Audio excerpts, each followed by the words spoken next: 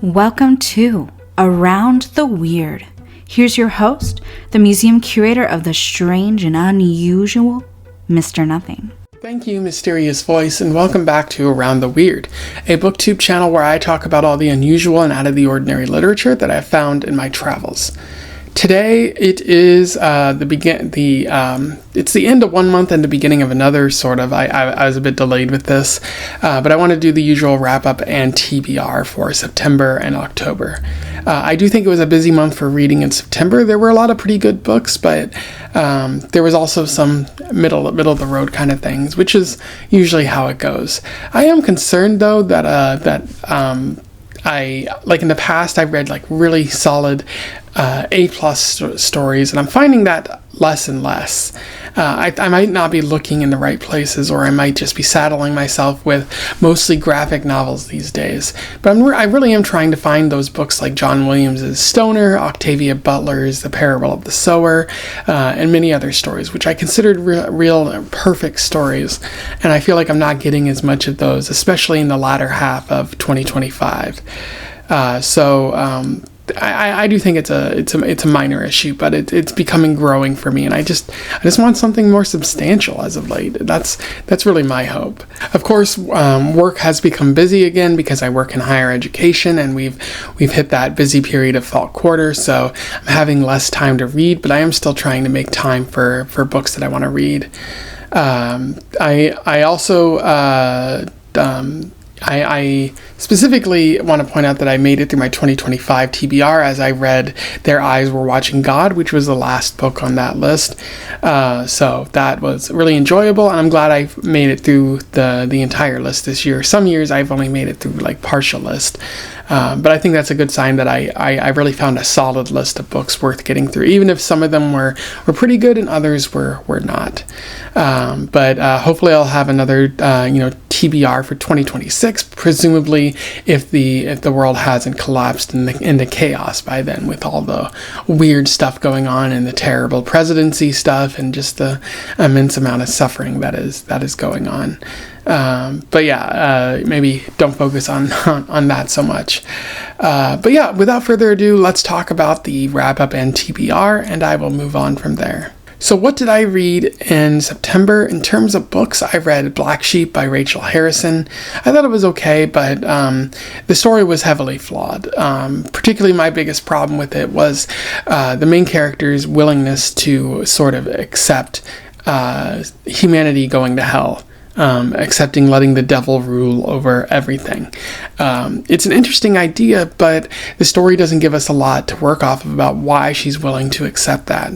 We're really only told that her work sucks, and that's it. Like, we're not really given many other details, and so I find it hard to believe that someone would quickly just accept the idea of hell for everyone, especially if only one part of your life was bad.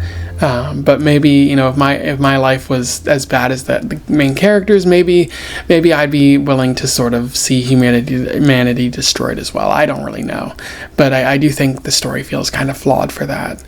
I also read Lost Apothecary, which I thought was meandering. It was interesting, but mostly meandering. Not a lot of focus, and not a lot to really chew on in the story. It just kind of goes on and on without any real solid elements to it. I read Volume 6 of Death Note, which I thought was good. Catwoman, it's only a movie, a comic book. Not really boring, not much to write home about there. And then I read Their Eyes Were Watching God, which I thought was the best of the month, by Zora Neale Hurston. Pretty solid story about a black woman sort of going through multiple relationships throughout her life, the struggles she faces, and the ultimate racism and systemic prejudice that exists in the world. I noted in there that a lot of the contemporary critics at the time argued that she was being too soft, that she was playing into stereotypes that white culture had of black people. And I think there is some argument to be made there, but also at the same time, she is making a lot of accusations and highlighting the racial disparities that exist. Now, she might not be directly saying, hey, this is a problem, but it is a problem if you use your eyes. So Zora Neale Hurston is doing a lot of work in this story that I think is good. good. And I also read Outer Dark by Cormac McCarthy. I'm still working on the video for that, but it was a pretty good book, if a very harsh view of the world. I think, as I said in the video, like this was Cormac McCarthy's second book, and you can see that he's building up a lot of the ideas that he would solidify with Blood Meridian and No Country for Old Men and The Road. All solid books, but this one is good, but I feel like it's not up to the quality that he would develop later in his career. I also read a number of short stories for September, including Bernice Bobs Her Hair by F. Scott Fitzgerald. I thought it was okay, but definitely reflective of Fitzgerald's weird view of women. A Simple Question, which I thought was forgettable. Trial by Combat by Shirley Jackson, which I thought was just okay.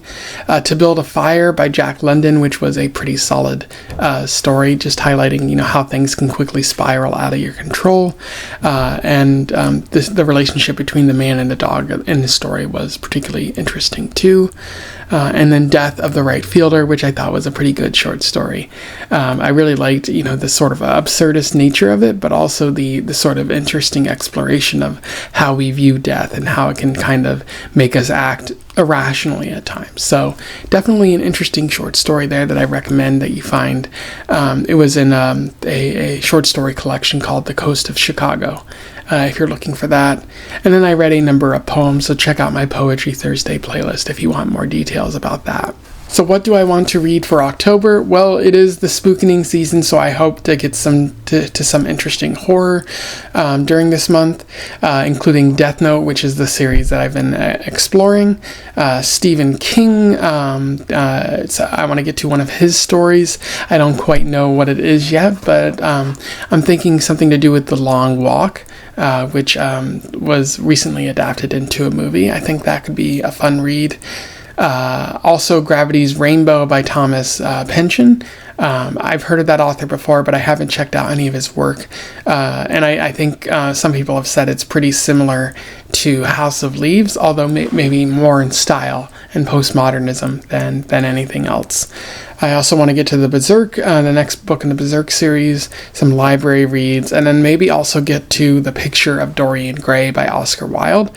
That has a sort of Halloween, scary, spooky theme to it, but I think it's more about the debauchery than anything else.